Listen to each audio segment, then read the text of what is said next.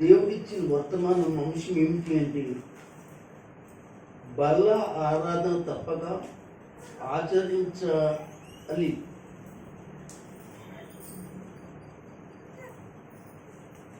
బల్ల ఆరాధన తప్పక ఆచరించువారై ఉండాలి.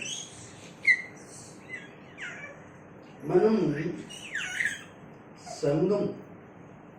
సంఘానికి దేవుడు ఒక నిబంధన పెట్టాడు.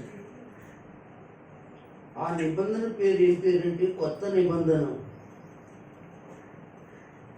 ఆ కొత్త నిబంధనలో ఆయన ఒక రొట్టెని ద్రాక్షారసం యొక్క పాత్రను ఎత్తుకుని ఇది కొత్త నిబంధన అని చెప్పాడు.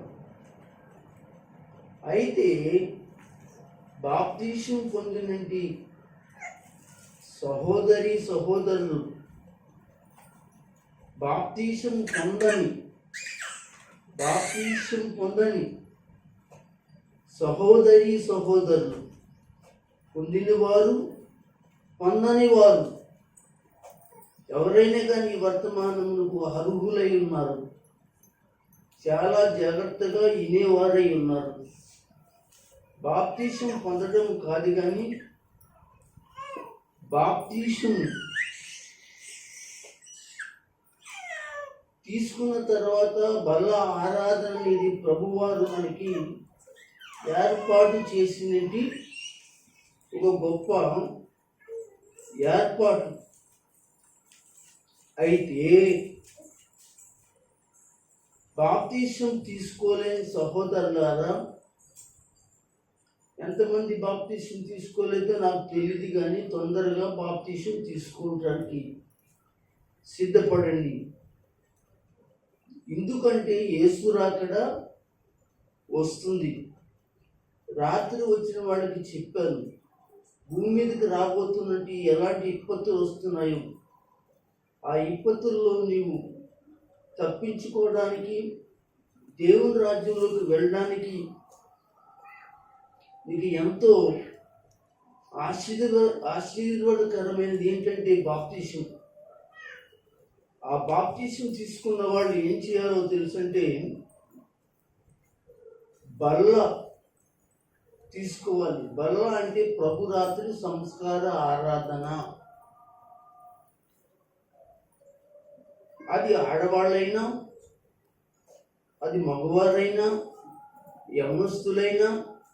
యవన స్త్రీలైనా ఎవరు బాప్తీసం తీసుకుంటారో వారు బల్ల ఆరాధన మాత్రం వెనకబడకూడదు. కనుక కొన్ని పాయింట్లు నేను చెప్తా. సాధ్యమైనంత వరకు మీకు అర్థమైనట్లుగానే మీకు వాక్యాన్ని కూడా ఇస్తా. వాటిని మీరు చేయటం చాలా ఆశీర్వాదకరము బలలో, దీవెనకరము బలలో, రక్షణకరము బలలో, మీకు పరలోకమునికి మార్గము బలలో. కనుక చాలా జాగ్రత్తగా రాసుకునే వాళ్ళు జాగ్రత్తగా రాసుకోండి. మొదటిది ఏంటంటే ఎవరి పొందాలి ఈ బల్ల కార్యక్రమంలో కానీ, ప్రభు బల్ల కార్యక్రమంలో కానీ, సంస్కార ఆరాధనలో కానీ ఎవరు పాల్గొనాలి? ఎవరు పడితే వాళ్ళే పాల్గొనాలా? సంఘస్థులందరికీ బల ఇచ్చేవచ్చా?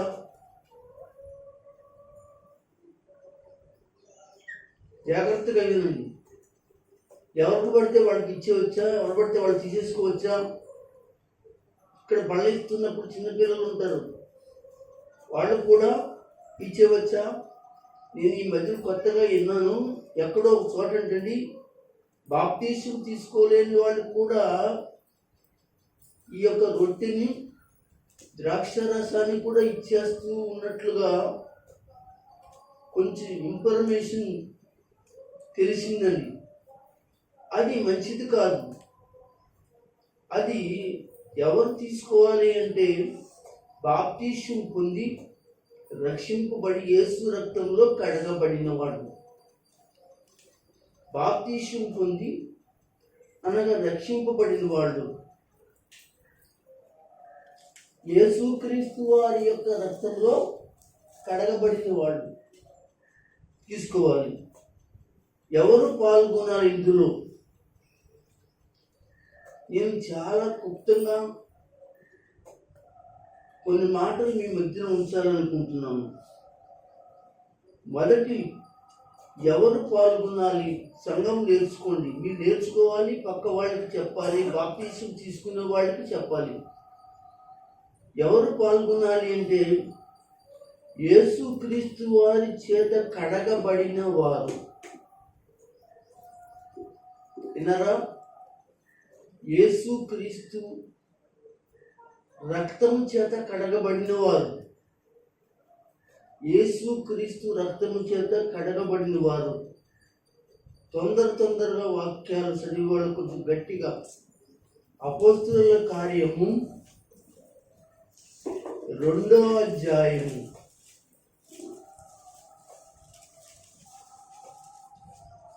ఎవరు పాల్గొనాలి ఈ బలలో? ఈ బల తప్పకోకుండా ఆచరించాలి. ఎవరు కూడా మానకూడదు. ఈ నెల అంటే వచ్చే నెల అంటే పై నెల అని వాయిదా కూడా వేయకూడదు. తర్వాత వాక్యాలు మనకి దేవుడు రాయించి ఉంచాడు, చదువుకుందాం. అపోస్తలుల కార్యం 2వ అధ్యాయం 38వ వచనం. పేతురు, ఇదిగో చూడండి, సంఘానికి చెప్తూ ఉన్నాడు పేతురు, మీరు మారు మనసు పొంది పాప క్షమాపణ నిమిత్తం, ఇదిగో అమ్మా, పతివాడు కదా, పతివాడు ఆడ మగ చిన్న పెద్ద అనేది అందరూ కూడా. మళ్ళీ చదువుతుంది,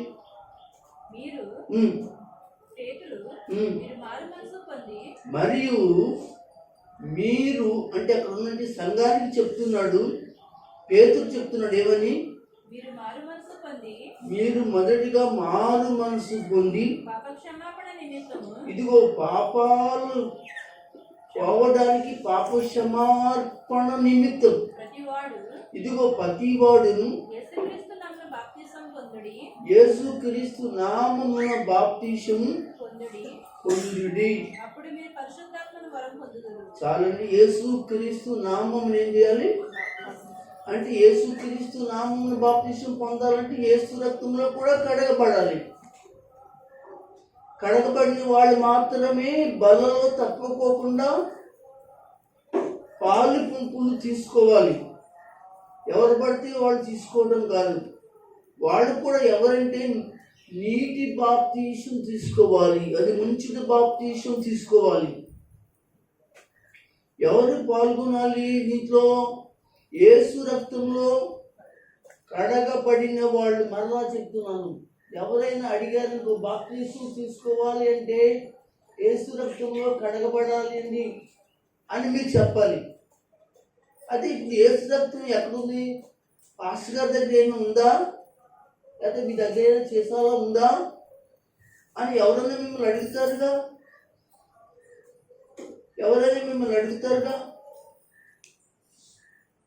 అప్పుడు ఆ రక్తంలో మీకు కడిగేసుకుని ఏం చేస్తామంటే పాప క్షమాపణ నిమిత్తం బాప్తిసం తీసుకుంటాం అని అన్నారు. అయితే మీకు ఒక విషయం చెప్తాం. నేను బాప్తిసం పొందినప్పుడు యేసు రక్తంలో కడగబడ్డాను. మీరు యేసు రక్తంలో కడగబడ్డారా?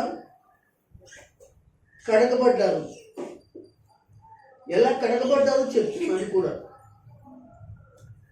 రోమీయులకు రాసిన పత్రిక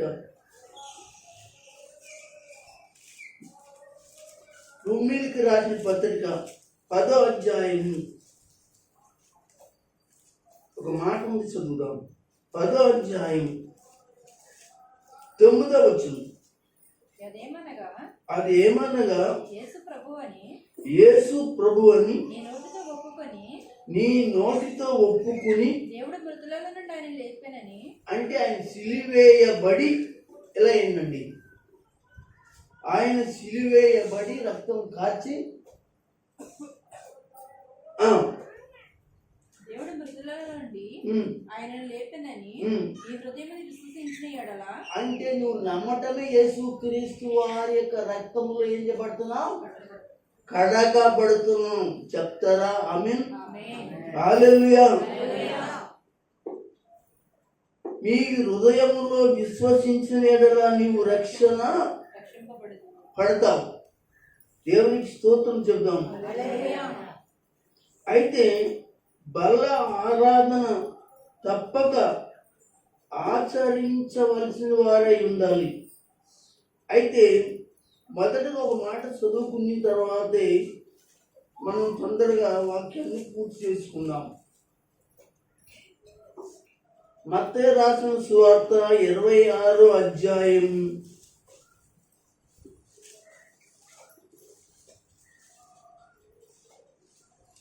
26 నుంచి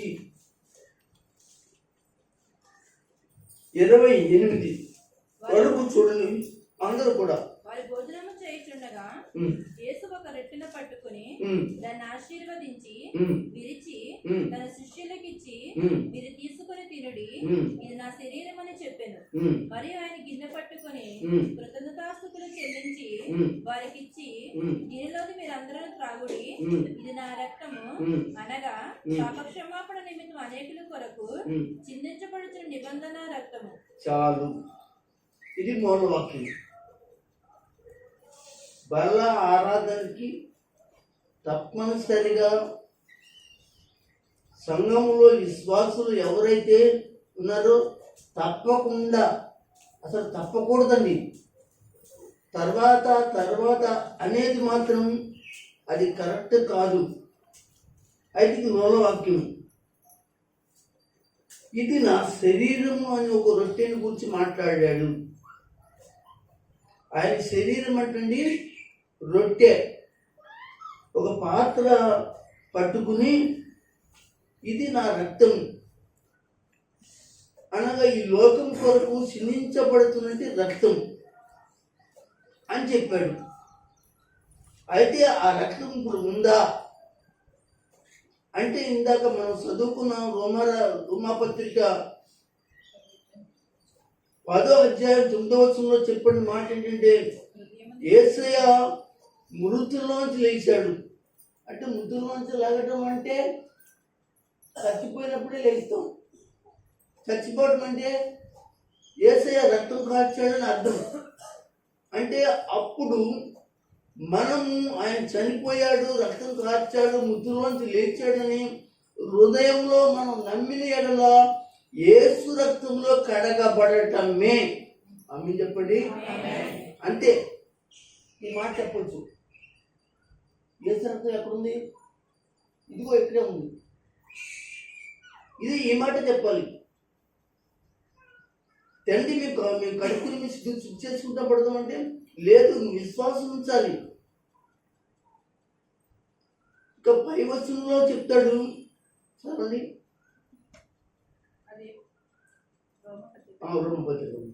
అదేమని చెప్పుచున్నది? అదేమని చెప్తుంది? ఆగాగమ్మా, అమ్మమ్మ నేను చూడండి. అది ఏమని చెప్తుంది? ఏది అది అంటండి, అంటే వాక్యం. అదేమని చెప్తుంది? అదేంటి? వాక్యం. వాక్యము నీ యొద్దను, నీ నోటను, నీ నోట్లోను, నీ యొద్ద. నీ యొద్ద అంటే ఈ చేతిలో, ఇంకా నీ హృదయములో ఉంది. అదిగో మేము ప్రకటించినట్టు విశ్వాస వాక్యమే. ఎవరి గురించి ప్రకటించారు? ఆ యొక్క అనగా సేవకులు యేసు క్రీస్తుని గురించి ప్రకటన చేశారు. ఆయన పుట్టాడు, ఆయన మరణించాడు, ఆయన శిలువలో రక్తం కార్చాడు, ఆయన పునరుద్ధానుడయ్యాడు, ఆయన లేచాడు, ఆయన రక్తం వలన పాప క్షమార్పణ అని, ఆ పాప క్షమార్పణ పొందడానికి బాప్తీసంలోనికి వెళ్ళాలని, ఆ బాప్తీసం తీసుకున్నవాడు ఏం చేయాలి అని అంటే, ఇదిగో బల్లలో పాలు పంపులు పొందాలి. వాళ్ళే పాలు పంపులు పొందాలి. అదే పేతురు అంటున్నాడు 2వ అధ్యాయం 38వ వచనంలో, పాప క్షమార్పణ నిమిత్తం మీరు బాప్తీసము పొందండి. 1.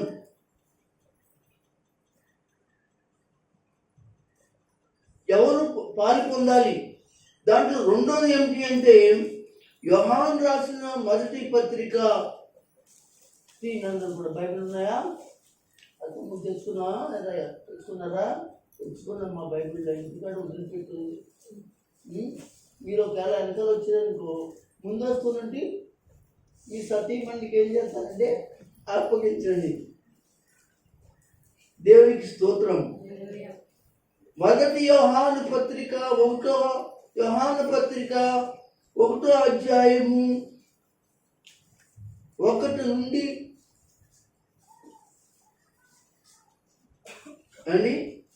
3వ వచనం వరకు. జీవవాక్యమునకు వచ్చినది ఆది నుండి ఏది ఉండేనో, మేము ఏది వింటుమో, కన్నులారా ఏది చూచుతుమో, ఏది నిదానించి కనుగొంటిమో, మా చేతులు దేని తాకుచున్నవో అది మీకు తెలియజేయుచున్నాము. ఆ జీవవాక్యం ప్రత్యక్షమాయను, తండ్రి యొద్ద ఉండి మాకు ప్రత్యక్షమైన నిత్య జీవమును మేము చూచి ఆ జీవమును గురించి సాక్ష్యం ఇచ్చుచు దానిని మీకు తెలియజేయపరుచున్నాము. మాతో కూడా మీకును సహవాసము కలిగినట్లు మేము దానిని చూసిన దాన్ని నిన్న దాన్ని మీకు తెలియజేయుచున్నాము. ఇదిగో మన సహవాసం అయితే సంఘంతో మాట్లాడుతున్నాను. మన సహవాసం అయితే తండ్రితో కూడాను తన కుమారుడైన యేసుక్రీస్తుతో కూడా ఉన్నది. దేవునికి స్తోత్రం. అంటే ఎవరు పాల్గొన్నారు దీంట్లో? క్రీస్తు రక్తము చేత కడగబడిన వాళ్ళని చెప్పుకున్నాం. రెండోది, క్రీస్తుతో సహవాసము కలిగిన వారు మాత్రమే దీంట్లో ఈ బలలో, ఈ ప్రభు బలలో తీసుకోవాలి. అంటే బాప్తిసం తీసుకోకుండా కూడా సహవాసం కలిగి ఉన్నాం కదా మరి అంటారంటే కుదరదు. అలాగా సహవాసం అంటే ఇక్కడ ఒక మాట మీకు జ్ఞాపకం చేయాలి. మేము దేవుని సహవాసంలో ఉన్నాం కదండి. బాప్తిసంతో పని ఏంటండి? తండ్రితోనూ కుమారుడైన యేసుక్రీస్తుతో సహవాసం కలిగి ఉండాలి. మరి బాప్తిసంతో పని ఏముందండి? జాగ్రత్త, చాలా మంది ప్రశ్నలు ఇలాగే ఉంటాయి. విన్నారా? మేము ఆతో మీరు సహవాసం కలిగి ఉన్నాం కదా అంటారు. అయితే యేసు ప్రభు వారు కూడా ఏం తీసుకున్నారు చెప్పండి, అంతే కదా? అంటే ఇప్పుడు యేసుతో సహవాసం చేయాలంటే ఏం తీసుకోవాలి? అదే అన్నమాట ఇక్కడ అర్థం. అంతేగాని యేసుతో సహవాసం గలవారు అని చెప్పేసి వెళ్ళి తీసుకోవడం కాదు. ఇక్కడ ఈ విషయాన్ని మర్చిపోకూడదు. క్రీస్తు కూడా బాప్తిసం తీసుకున్నాడు కనుక క్రీస్తు కూడా వాళ్ళతో ఏం చేశాడు? ఆ రాత్రి తాగాడు కనుక ఏంటి? ద్రాక్షారసం తాగాడు కనుక, రొట్టె తిన్నాడు కనుక నువ్వు క్రీస్తుతో ఆ యొక్క పాలు పంపులు కలిగిన వాడు అయితే తీసుకోవచ్చు. క్రీస్తుతో సహవాసం కలిగిన వాడు అయితే. రెండోది సహవాసం. ఎవరు పాల్గొన్నారు దాంట్లో అంటే సహవాసం కలిగిన వాళ్ళే పాల్గొనాలి. ఎవరి సహవాసంలో? ఏ తండ్రి సహవాసంలో కలిగి ఉండాలి, కుమారుడైన యేసుక్రీస్తు వారితో కూడా. విన్నారా? ఒకటి, ఎవరితో సహవాసం ఉండాలి. 2, మరి బాప్తిసం ఏ నామంలో ఇస్తున్నారు? ఇది కూడా ఇక్కడ మళ్ళీ ఒక తంట ఉంది. ఏ నామంలో? తండ్రి యొక్కయు కుమారుని యొక్కయు పరిశుద్ధ. మరి పరిశుద్ధాత్మకి సహవాసం ఉందా? మరి ఇక్కడ ఎలా ఇంతకాలం రాశాడు?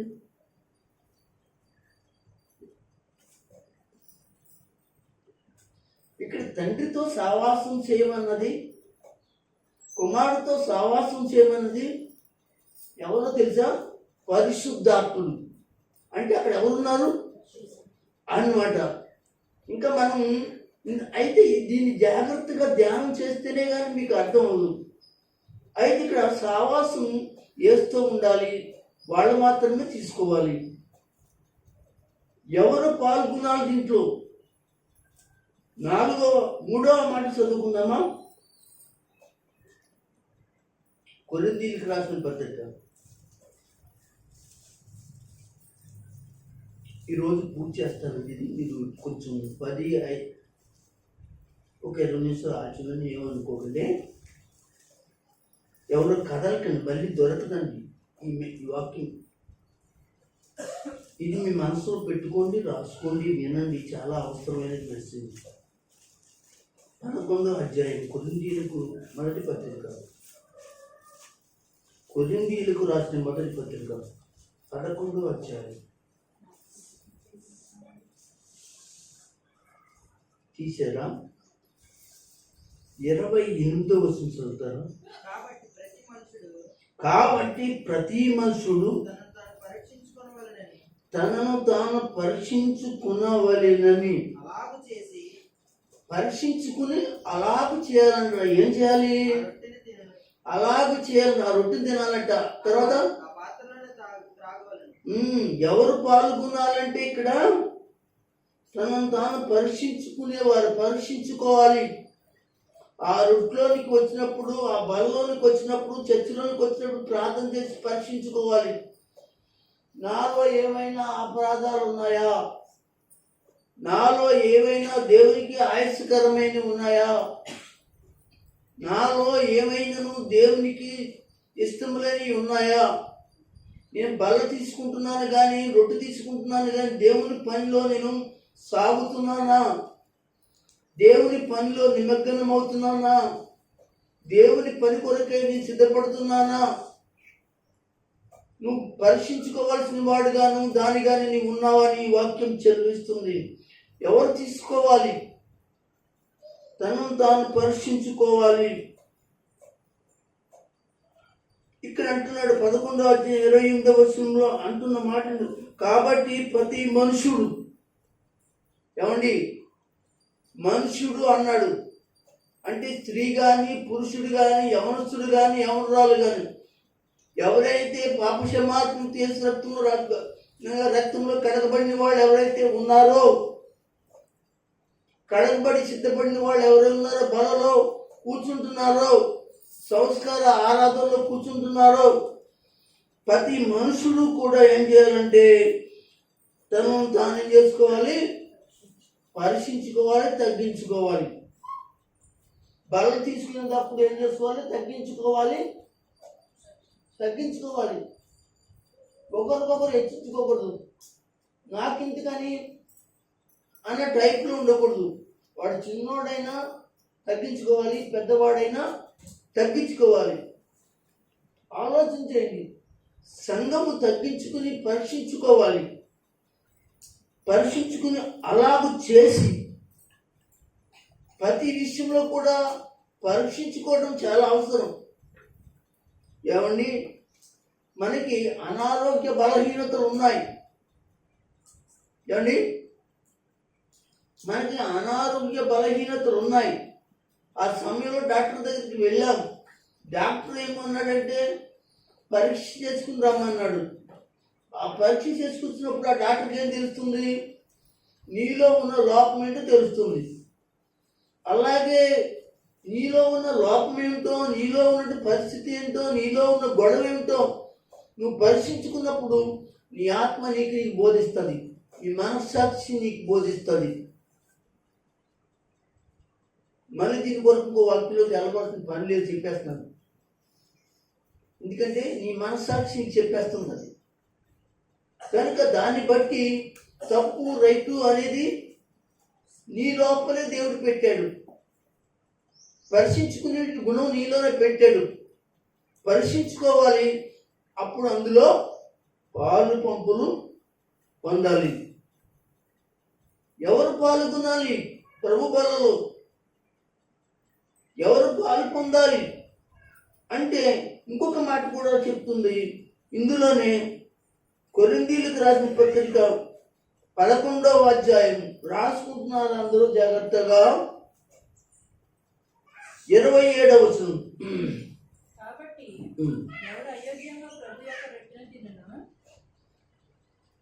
అమ్మా కాబట్టి ఎవడు అయోగ్యంగా ప్రభు యొక్క రొట్టెను తినును, అవును, ఎవడు అయోగ్యంగా ప్రభు యొక్క రొట్టె. అంటే దానికి పర్యాయ పదం ఏంటండి బాబు? అయోగ్యంగా అన్నాడంటే పర్యాయ పదం ఏంటి?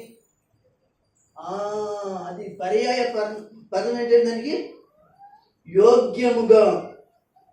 4వది ఏంటో తెలుసా? యోగ్యమైన జీవితం గలవారిగా మనం ఇందులో పాల్గొనాలి.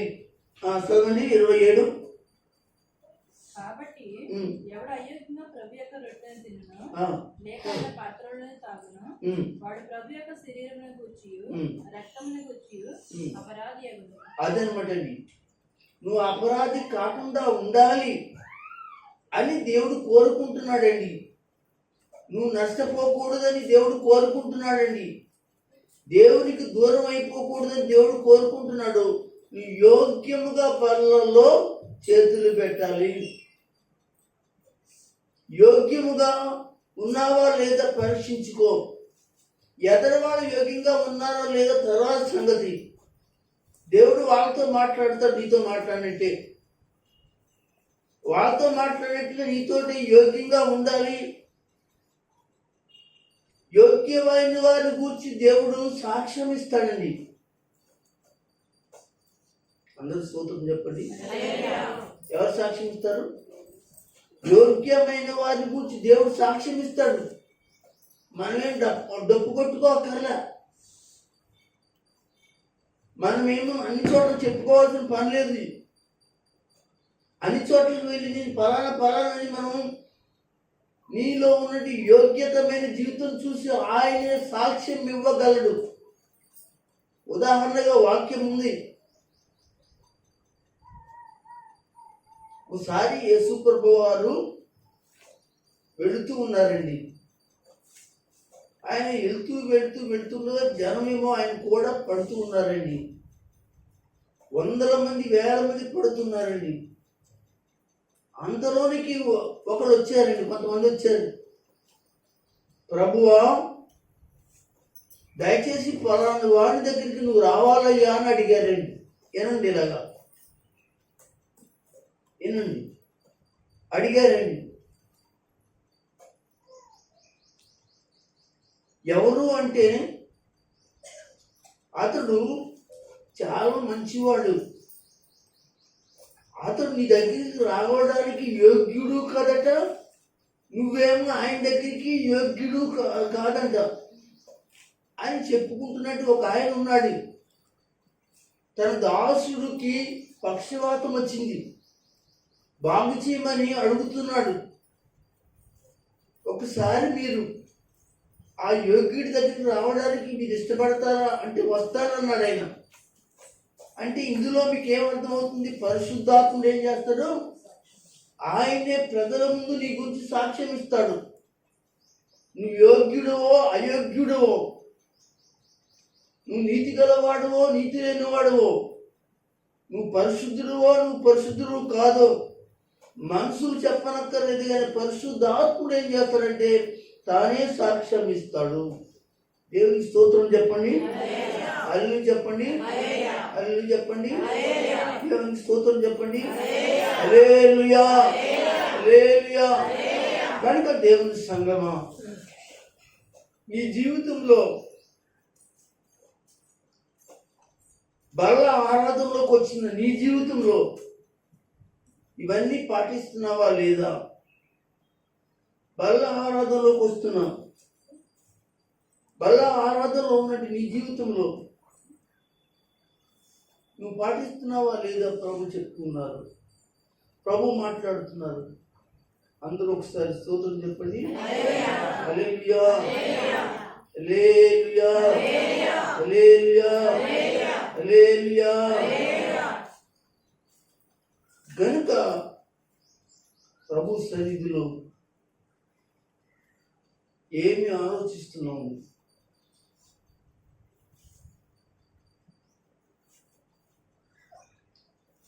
ఆయన రక్తంలో కడగబడాలి. ఒకటి. రెండేంటండి చెప్పాను కదా, రెండేంటి? సావాసం. ఏం కావాలి? సావాసం కావాలి. సావాసం కావాలి. మూడోది ఏంటి?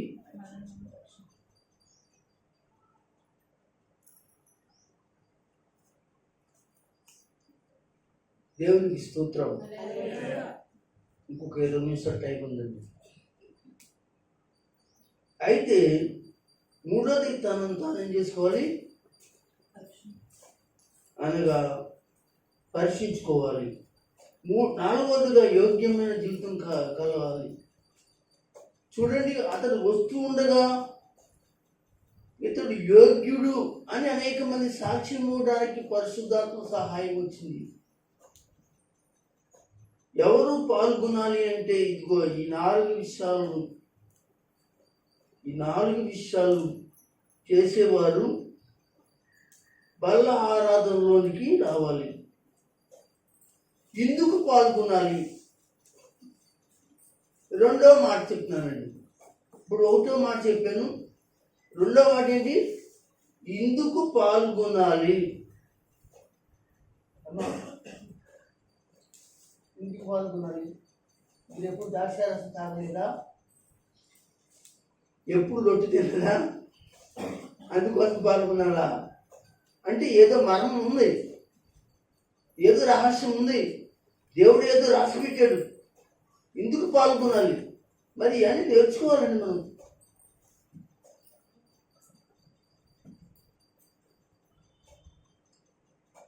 ఎందుకు పాల్గొనాలి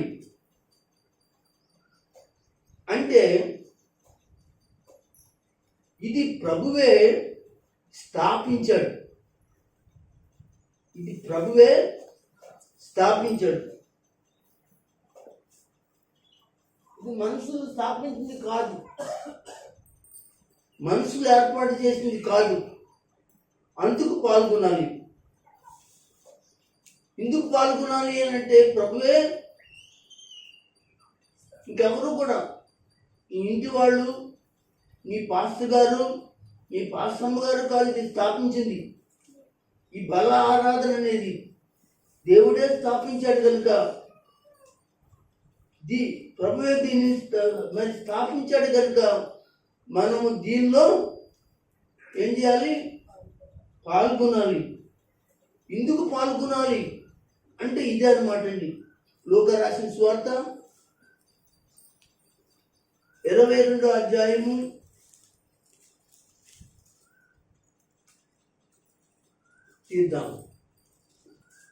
22వ అధ్యాయం తీసారా? 22వ అధ్యాయము 14 నుంచి ఒకసారి 14 నుంచి 20 వరకు చదువుతారా? చూడండి, జాగ్రత్తగా వినండి. 14 నుంచి చదవండి.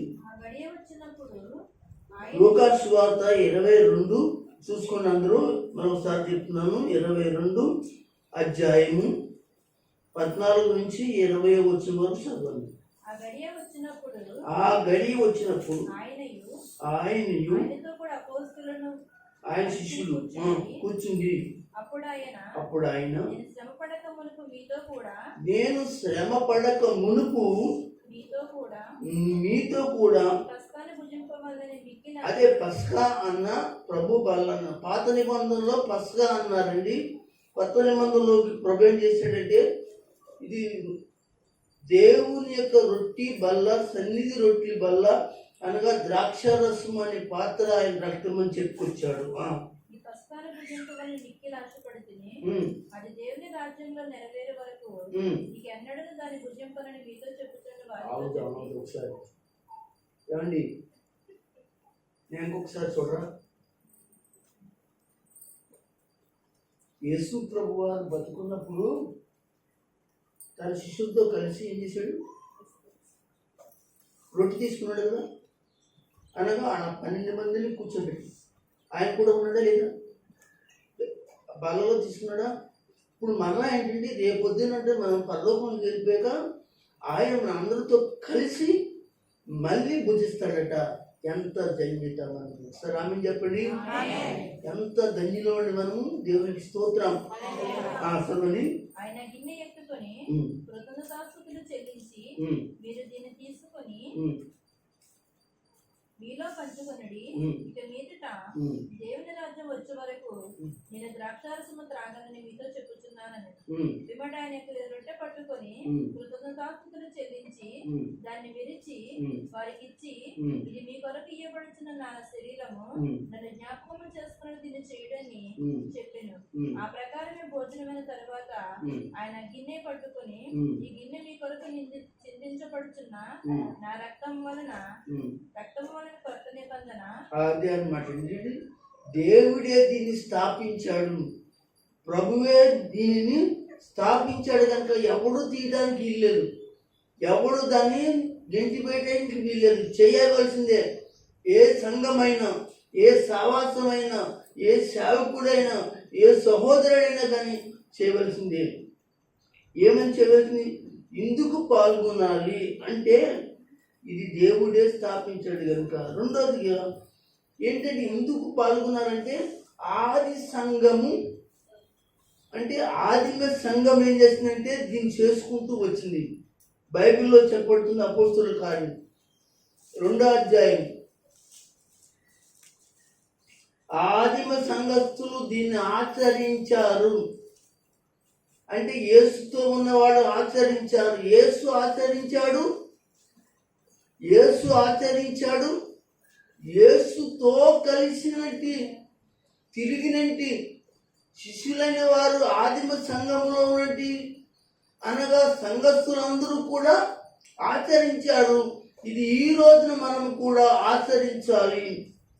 ఇందుకు పాల్గొనాలి అంటే ఆనాడు అపోస్తలులు యేసు ప్రభు సంఘము అనగా పాల్గొంది కనుక ఈ రోజున నేను కూడా పాల్గొనాలని దేవుని వాక్యంలో 2వ అధ్యాయము 42వ వచనంలో చెప్పబడుతుంది.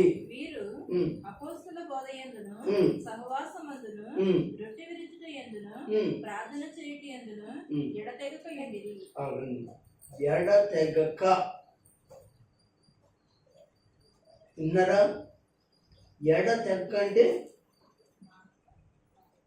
ఎవరన్నా పాప ఏడుస్తుంది అనుకోండి, ఊరుకోబెట్టలేకపోతున్నాం. చాక్లెట్ ఇచ్చినా ఊరుకుంటలే, యాపిల్కాయ ఇచ్చినా ఊరుకుంటలే.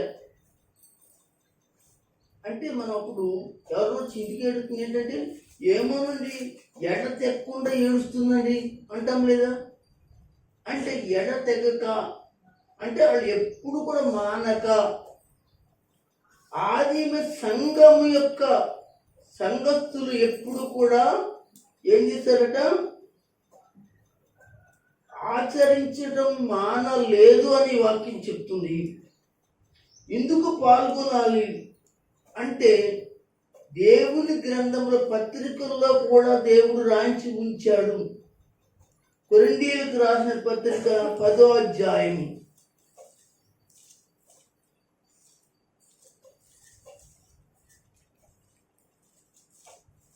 దేవుని సేవకులైన వారు కూడా దీనిని రాయించి ఉంచారు కనుక అందుకని మనం పాల్గొనాలి. 10వ అధ్యాయము 16 నుంచి 22 వరకు ఒకసారి చదివేయండమ్మా. మనము దీవించు ఆశీర్వాదపు పాత్రలోనిది క్రీస్తు రక్తంలో పాలు పుచ్చుకున్నటే కదా. ప్రశ్న సంఘానికి, మనము విరుస్తున్నట్టు రొట్టె తింటున్నాము కదా, అది యేసు ప్రభు వారి యొక్క శరీరం తింటమే కదా. ఆ యొక్క ఒకటే రొట్టెలో ఇలాగ మనందరం కూడా దయచేసి 16 నుంచి 22 వరకు కూడా మీరు జాగ్రత్తగా మీరు చదవాలి. చదివితే మీకు అర్థమవుతుంది, రాసుకోండి. దేవునికి స్తోత్రం చెప్పండి. గనుక ప్రియమైన దేవుని బిడ్డలారా, ఆదిమ సంఘం ఆచరించడమే కాకుండా ఆదిమ సంఘంలో నుండి సంఘాలు ఏవైతే ఉన్నాయో ఆ సంఘాల్లో దేవుని వాక్య పత్రికలు కూడా పౌలు గారు లాంటి భక్తులందరూ కూడా బోధించి రాసి ఆ పత్రికలు పంపించడం జరుగుతుంది. కనుక ఇంకా ఏం చెబుతున్నాడు, ఇందుకు పాల్గొనాలి అనడానికి కొరింథీయులకు రాసిన పత్రిక చూద్దాం. 11వ అధ్యాయం 25వ వచనం. కొరింథీయులకు రాసిన పత్రిక 11వ అధ్యాయం 25వ వచనం. భోజనం అంటే దేవుని బిడ్డలారా అదే రొట్టె. భోజనం అంటే రొట్టె, అదే ప్రభురాత్రి సంస్కారమే. దాని గురించి మాట్లాడుతున్నాడు ఇక్కడ.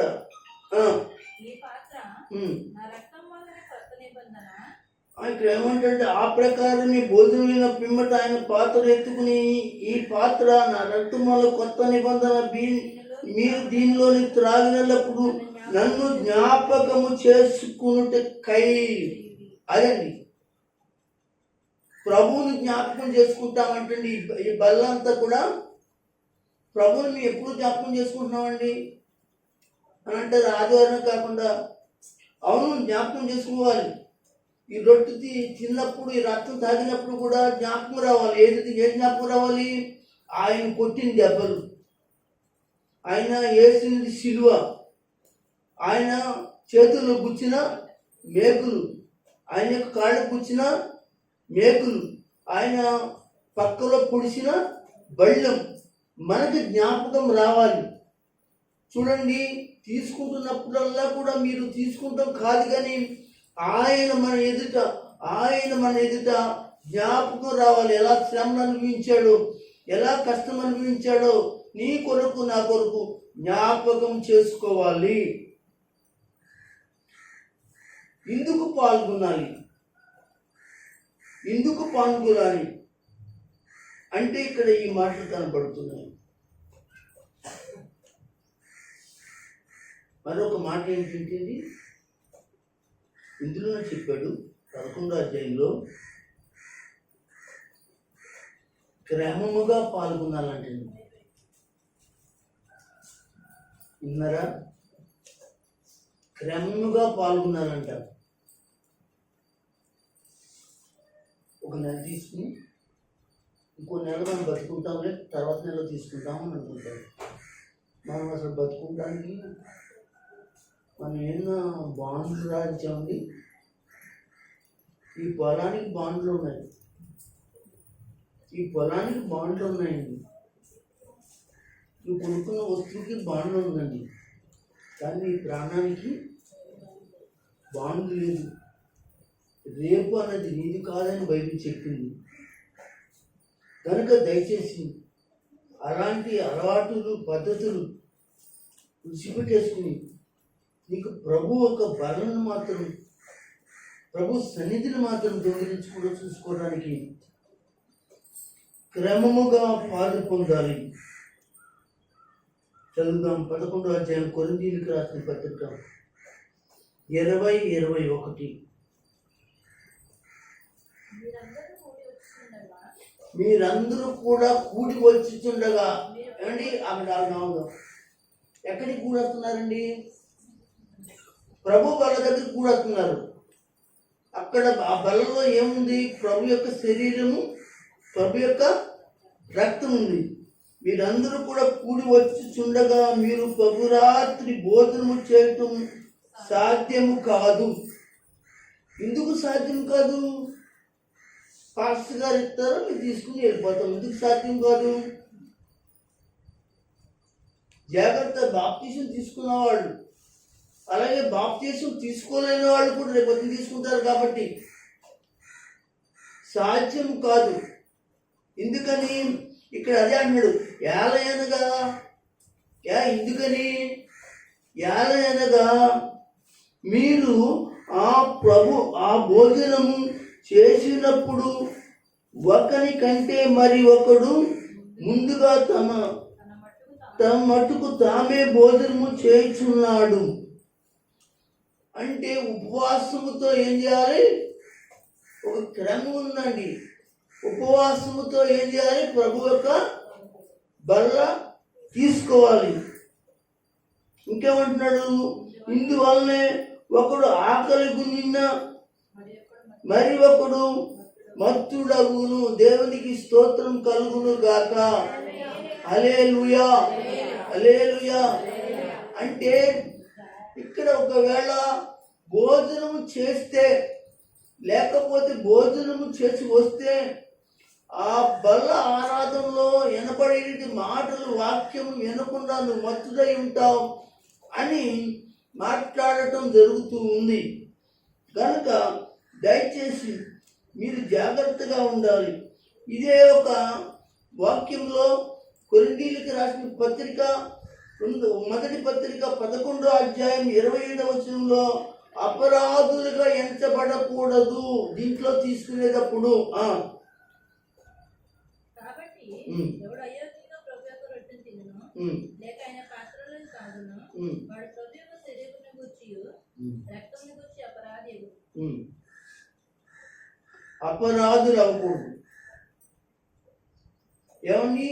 లోకంలో ఏదో తప్పు చేస్తే అపరాధిని, ఏదో దొంగతనం చేస్తే అపరాధిని, ఎవరినో కొడితే అపరాధిని, ఎవరినో తిడితే అపరాధిని, ఏదేదో చేస్తే అపరాధిని. అంటే ప్రభు బల్లలో కూడా అపరాధం చేసేవాళ్ళు ఉన్నారా అంటే క్రమం లేకపోతే అపరాధమే, క్రమం లేకపోతే అపరాధమే. అందుకని క్రమముగా బల్లను తీసుకోవాలి.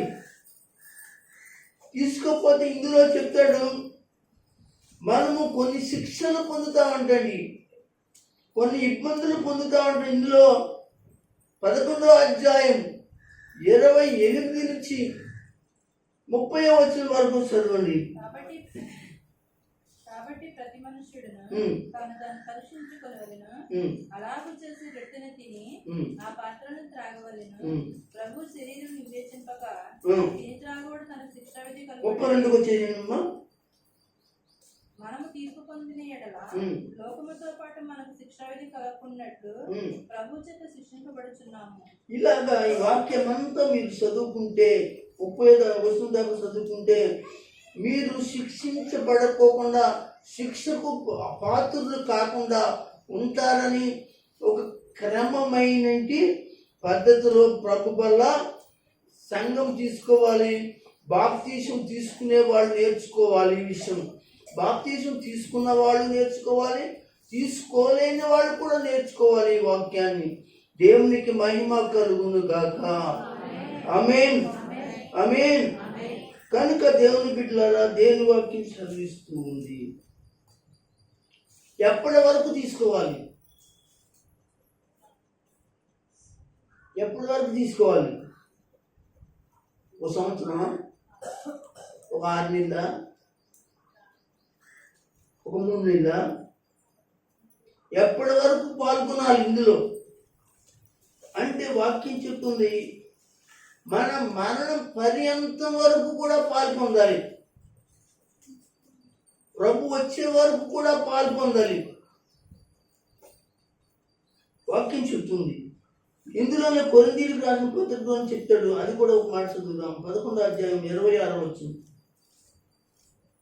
ఈ రొట్టెని తిని ఈ పాత్రలోనే త్రాగునప్పుడు ప్రభు వచ్చే వరకు ఆయన మరణం ప్రచురించుదురు. ప్రభు వచ్చే వరకు ఇక్కడ ఏమంటాడండి? ఎప్పటి వరకు తీసుకోవాలి? మీ మరణ పరంతరము లేదా ప్రభు వచ్చే వరకు కూడా ఈ బలలో తీసుకోవాలి. ఎప్పుడో సంవత్సరానికి ఒకసారి కాదు, మనకి పని లేనప్పుడు వచ్చి తీసుకోవడం కాదు. సంఘములో దైవ సేవకుడు ఏ రోజైతే బల కార్యక్రమం ఉంటుందంటాడో, ఏ రోజైతే ప్రభురాత్రి సంస్కార కార్యక్రమం ఉంటుందంటారో ఆ రోజున నువ్వు ఖచ్చితంగా ఆ బలలో తీసుకోవాలి. అంటే నువ్వు ప్రభు వచ్చే వరకు, నువ్వు మరణించే వరకు కూడా తీసుకుంటూనే ఉండాలి. దేవునికి స్తోత్రం చెప్పండి. హల్లెలూయా, గట్టిగా చెప్పండి. హల్లెలూయా. ఏమండి, ఎందుకు పాల్గొనాలి? ఎవరు పాల్గొనాలి? ఎప్పుడు పాల్గొనాలి? ఎప్పటి వరకు పాల్గొనాలి? ఇంకా ఈ విషయాన్ని చెప్పుకుంటూ వెళ్ళి ఒక మాట చెప్తాను. పాల్గొనటం వలన ఫలితం ఏమిటి కదా? పాల్గొనటం వలన ఫలితం ఏంటండి? బలలో పాల్గొనటం వలన ఫలితం ఏంటండి?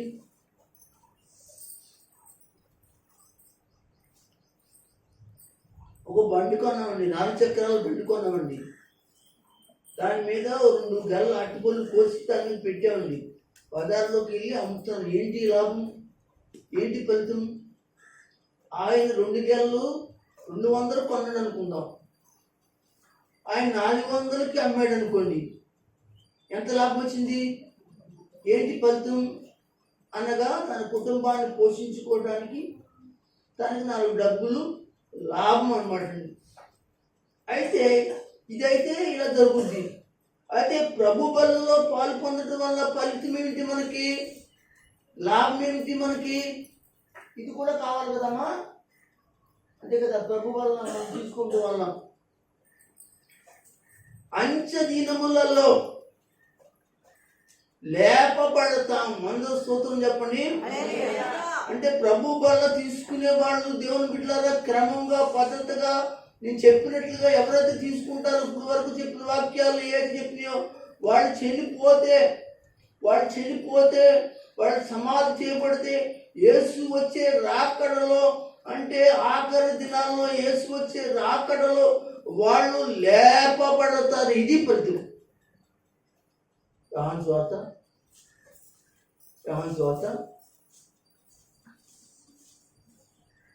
6వ అధ్యాయం 54 వచ్చింది.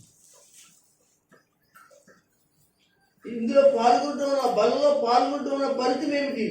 నా శరీరము తిని 6వ అధ్యాయం 54 వచ్చింది. నా శరీరము తిని ఏం తినాలండి? నిజంగా అక్కడ ఆ టైంలో అంటే అక్కడ ఉన్నవాడు అందరూ కూడా ఈయన అసలు ఈయన రాక్షసుడు అంటారు, నా శరీరం తినమంటాడంటే మనల్ని. అంటే రేపు కొంతకాలం తర్వాత ఆయన సిలువలో మరణించిన తర్వాత పొందవలసిన బల్ల కార్యక్రమాన్ని గురించి చెప్తున్నాడని వాళ్ళు అనుకోలేదండి. కాత ఆరాధ్య అంతా చదువుకోండి. ఆయన రేపు సిలువ ఎక్కిన తర్వాత తన సిలువలో తన శరీరము ఇది రొట్టెని, తన రక్తము ద్రాక్షారసమని, అందులో పాల్గొనాలని, తాగాలి, తినాలని చెప్పడానికి ముందు గుర్తుగానే ఆయన అక్కడ యూదులందరితో యెరూషలేములో చెప్తున్నట్టు మాటలు 6వ అధ్యాయంలో మీరు జాగ్రత్తగా పరిశీలన చేసుకోండి.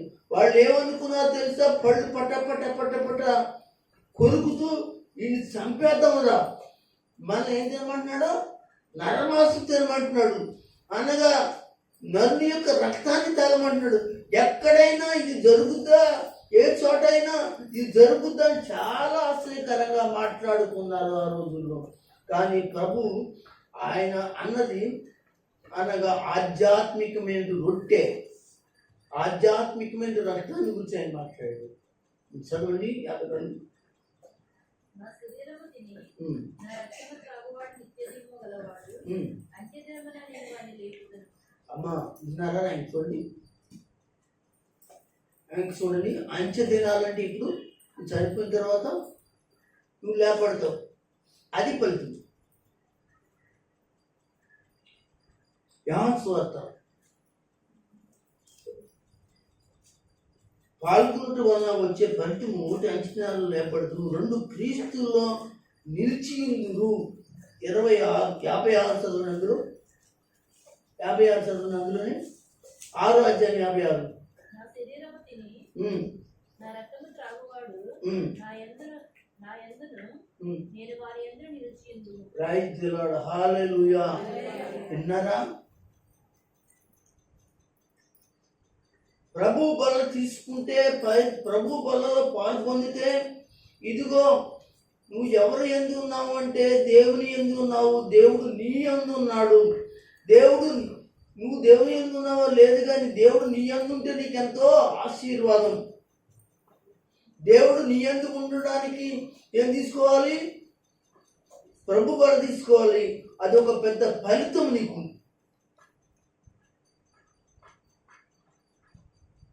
యోహాను సువార్తలో 3:6 చదువుతారా?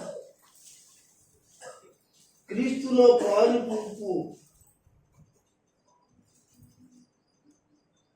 శరీర మూలంగా జన్మించినది శరీరమును, ఆత్మ మూలంగా జన్మించిన ఆత్మదై ఉన్నది. మీరు కొత్తగా జన్మింపవలనని నేను మీతో చెప్పినందుకు ఆశ్చర్యపడవద్దు. గాలి తనకి ఇష్టమైన చోట్ల విసురును, నీవు దాని శబ్దం విందువే గాని అది ఎక్కడి నుండి వచ్చినా ఎక్కడికి పోయినా నీకు తెలియదు. ఆత్మ మూలంగా జన్మించిన ప్రతివాడు అలాగనే ఉన్నాడని. అందుకు నీకోసేమో ఈ సంగతులు ఎలాగ సాధ్యమని ఆయన అడుగగా, యేసు ఇట్లా నేను నీవు ఇశ్రాయేలుకు బోధకుడై ఉండి వీటిని ఎరుగవా? మేము ఎరిగిన సంగతి చెప్పుచున్నాము, కూర్చున్న దానికే సాక్ష్యం ఇచ్చుచున్నాము. మా సాక్ష్యం మీరు అంగీకరింపని నీతో నిశ్చయంగా చెప్పుచున్నాము. భూ సంబంధమైన సంగతులు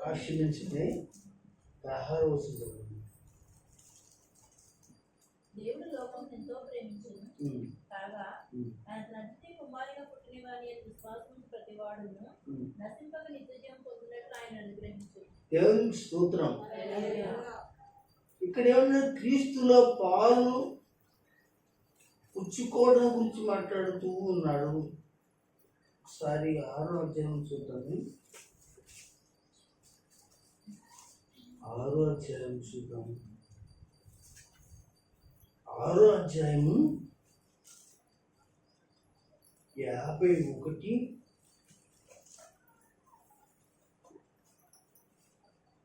53 వరకు చూడండి. పరలోకమున దిగి వచ్చిన జీవాహారము నేనే.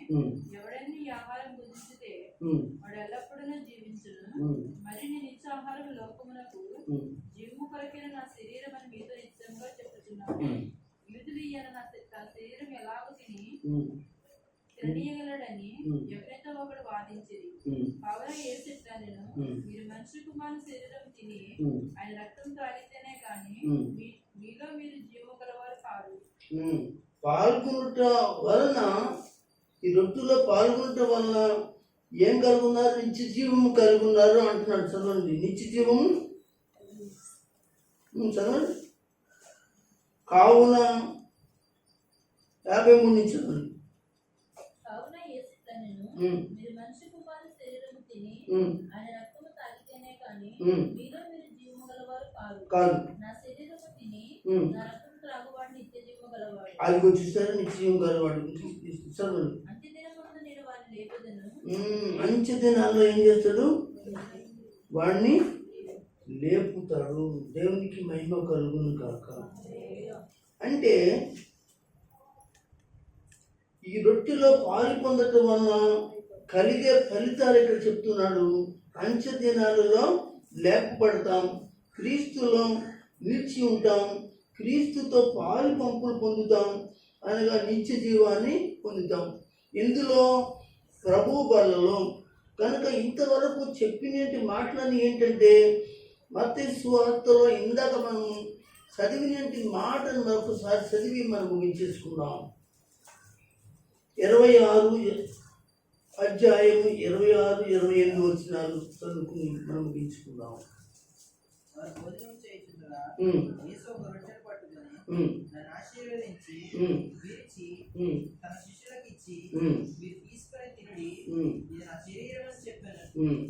మరియు ఆయన గిన్నె పట్టుకొని కృతజ్ఞతలు స్తుతులు చెల్లించి వారికి ఇచ్చి, దీనిలో మీరందరూ త్రాగుడి, ఇది నా రక్తము, అనగా పాపక్షమాపణ నిమిత్తము అనేకులు నా కొరకు చిందించబడుచున్న నిబంధన రక్తము. నా తండ్రి రాజ్యంలో మీతో కూడా నేను ద్రాక్షారసం ప్రస్తుతగా త్రాగి దినం వరకు ఇక నుండి దాన్ని త్రాగినని మీతో చెప్పుచున్నానని. ఆమేన్, హల్లెలూయా. కనుక ప్రభు యొక్క బల్ల లేక సంస్కార ఆరాధన బల్ల ఎంత ప్రాముఖ్యమైనదో దేవుని వాక్యాన్ని తెలుసుకున్నారు కనుక బాప్తీసం పొందిన వాళ్ళారా, రేపన్న రోజున బాప్తీసం పొందే వాళ్ళారా, ఈ పాటించడానికి వెనక్కి వెళ్ళకండి.